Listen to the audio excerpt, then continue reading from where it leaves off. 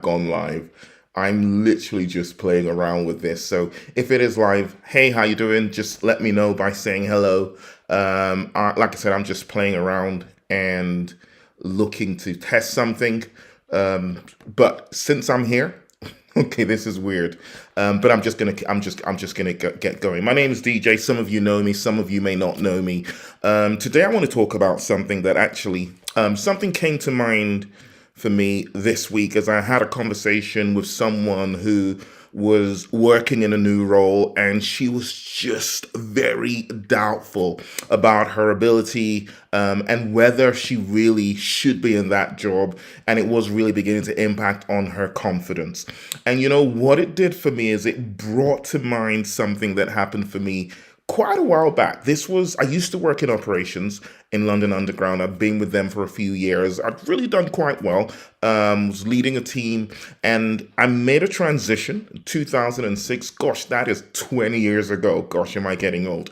In 2006, I made a transition from working in operations, moving into working in corporate, in management and leadership development. And I was really excited. You've got to understand, by this time, I had been looking to move into this space for a while, and I had invested a lot in my own personal development. I would say by this time, in 2006, by the time I made this transition from working in operations to working in corporate management and leadership development in 2006. By this time, I must have read a minimum of 200 books in the areas of personal development, leadership, entrepreneurship, growth, that sort of thing, within that space of time. So I wasn't completely new. It wasn't like I was this guy who was completely green, and he didn't really understand this space. I had applied for the job, I'd been interviewed, and I'd been given this role, and I was really excited. I felt like this was where I was meant to be. I felt like this is the life that I was really built and designed for. So I was genuinely excited about making this transition from working in operations to into the management and leadership development space. However, there was a big however. I still remember, I'd only been here by this time, probably for about a couple of weeks. And my manager, Norma Scott, she was absolutely amazing. She definitely saw things in me that I didn't see in myself. But I still remember this course, Managing Performance. So colleague of mine, Michael Baragry, he was the lead trainer. It was a new course. It had just been designed and it was being piloted. And I was in the room while Michael was going to deliver this course. The reason why I was in the room, because the intention was I was going to be the second deliverer alongside Michael to run this Managing Performance 2-day program. So I remember going into the room and sitting at the back as an observer with I think there was about 12 delegates on this course, Managing Performance. And I remember sitting in the room and Michael starts to deliver the training. And I'm sitting there thinking to myself, I haven't the foggiest idea what this guy's going on about. He's using terminology I know nothing about. He's really going into some depth that's beginning to scare me. But not only that, the delegates that seem to understand what he's saying, I haven't the foggiest idea. And then they start to ask him questions. I don't understand the questions. And then not only does he understand the questions, he answers the questions, and they go into these conversations in a lot of depth. And I'm sitting here feeling so out of place. I felt at that point in time like a fish out of water. Right now, that was the first thing that really scared me and got me thinking, what on earth am I doing here? Fast forward a couple of days, I'm in a meeting. So this is a larger team meeting. And I still remember I'm sitting here, and then there's literally conversations. They're having a conversation at this table. This was where, when you have a meeting, you show up face to face. For some people, that's a thing that's quite new. People like my daughter, who only just started her corporate career just after COVID. But I'm sitting here in this room, and they're having a conversation. They're using language, they're using words, they're having conversations that are completely oblivious to me. And I'm sitting in this room and I'm thinking to myself, right? I hope my old job is still there. I hope I can go back to it because I'm going to get found out soon. They're going to find out that I don't fit in this place, that I don't have what it takes to be here. And I remember someone turned to me and said, "Say, DJ, what do you think about whatever it is they were talking about?" And I just smiled and says, "Yeah, it makes sense." I hadn't the foggiest idea. I couldn't contribute. And I just said, it makes sense. And that's how I ended my bit. Thankfully, they didn't probe any further because I would have made a big fool of myself. And I remembered walking away from that particular session and I was really scared. I was really, really unsure of myself. And I really was thinking that I must have made a mistake. I probably am not yet ready for this. I felt like a fish out of water. I really, really felt this was not the space for me. So I'm beginning to panic. I'm attending more sessions with Michael. I'm getting more worried. I'm beginning to doubt myself. Thankfully, I had a manager who saw beyond all of that. I'm really grateful because at this point in time, I was very nervous, very stressed, very uncertain about my place within this team of people who seem to be speaking a language I don't understand, who seem to be operating on a level that I seem very, very far away from. So at some point in time, I go to my manager, Norma, and I'm like, "Norma, I wonder if it would make sense for me to go on a train the trainer program, where I could actually understand how to be able to do this particular thing that you guys are doing here because I feel out of place." Initially, Norma says to me, "I really don't think you need that, DJ." And I'm sitting there thinking, are you serious?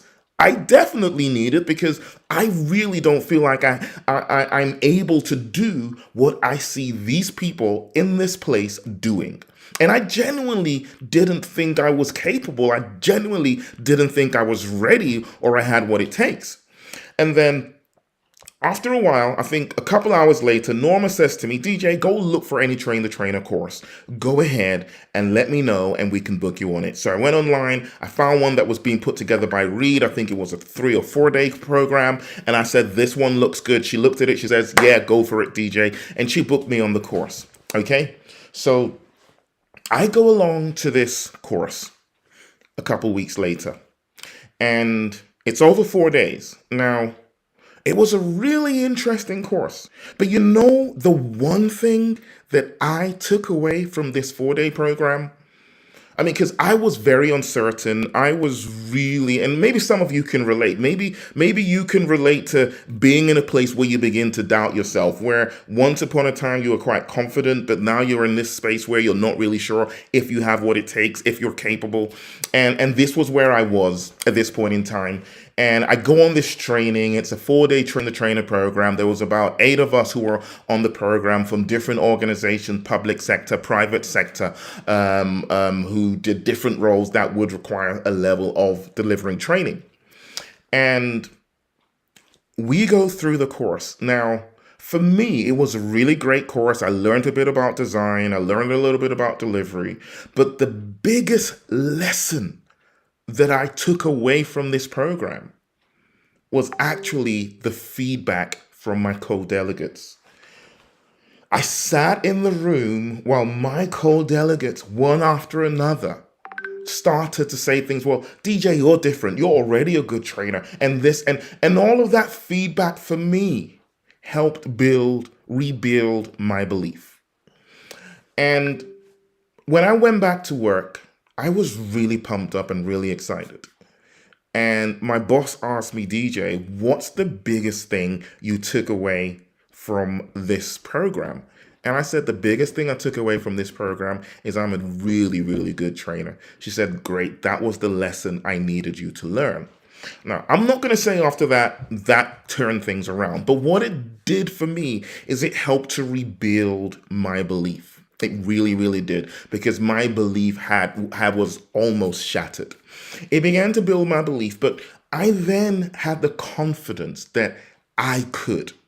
And I began to just learn and adapt and learn and adapt. And before you know what, not only did I feel very comfortable within that team and within that role, not only did I have a great experience working in that place and get to a point where I was able to take my career to that next level, but a year later, I then became the person who was supporting other people who came in feeling uncertain, feeling like they didn't qualify, even though they had the desire to want to build a career working in that same space. So the thing is, I was reflecting on my experience when I was having a chat with this individual about imposter syndrome. And you see, when you're within your comfort zone, it just means that you're operating within a space where you're not being stretched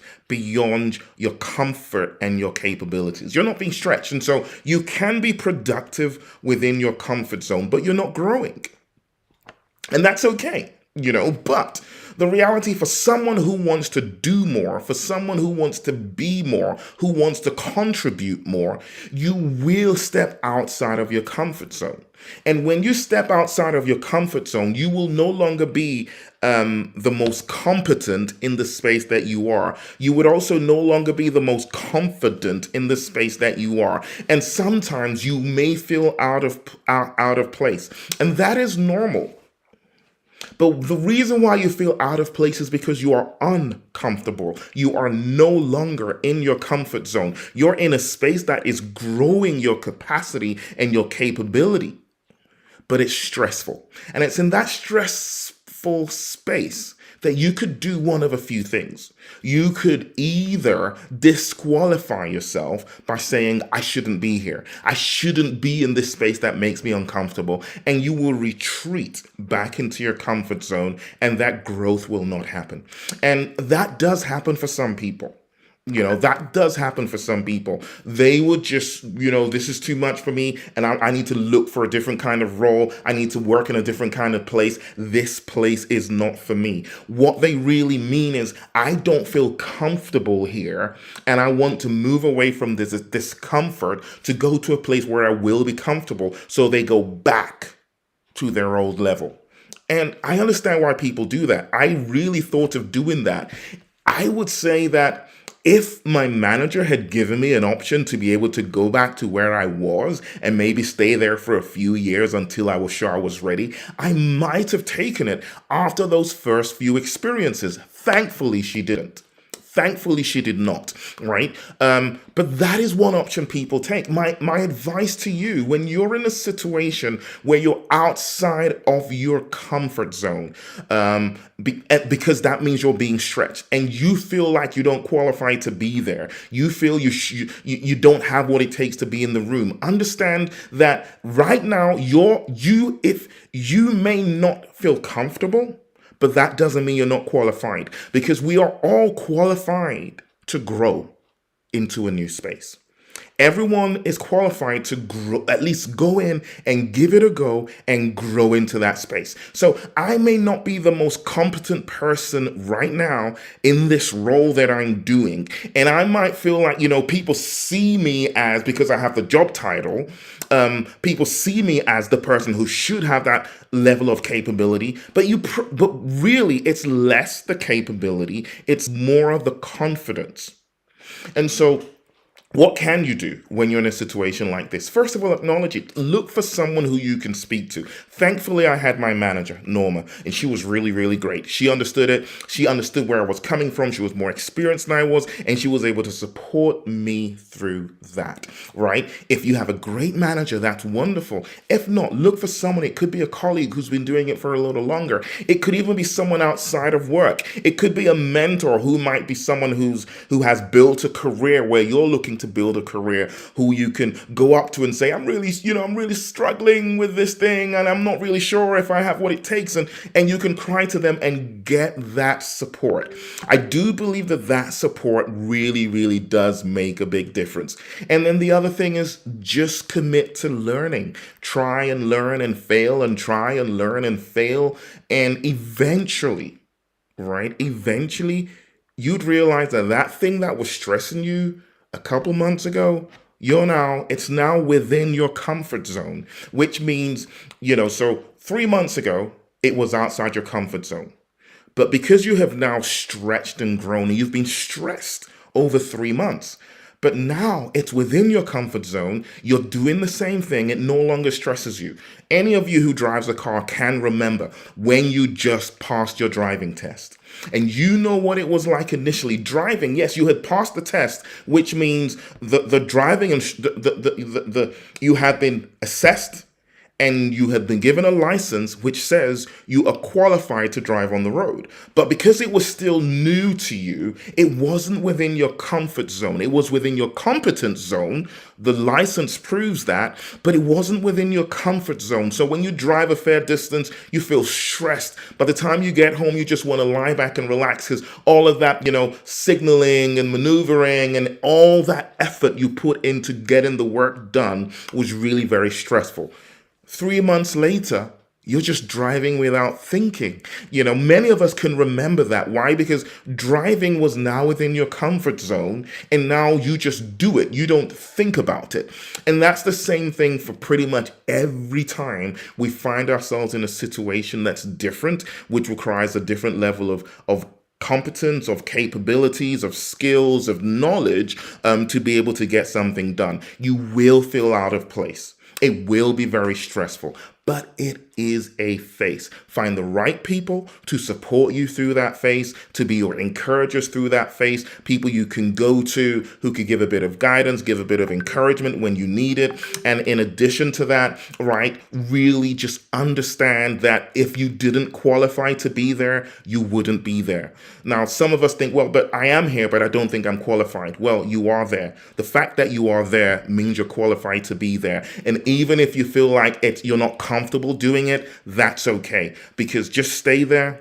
It's stressful, but just try to cope with it, try to learn through it, try to get the support through it. Just keep on showing up, right? Keep on engaging. And within a period of time, how long will it take? I don't know. It could take a week. It could take a month. It could take a quarter. It could take a year. But you will find out within a period of time that that thing that was really stressful for you, that thing that you felt you really weren't good enough for, you will find out that you're doing it with ease. You're doing it without stress, and you become the person that actually other people are going to be seeing you, and they're seeing your confidence and your competence, and they're starting to doubt themselves. You then become their encourager. You then become the one who turns to them and helps them understand that just like you, right?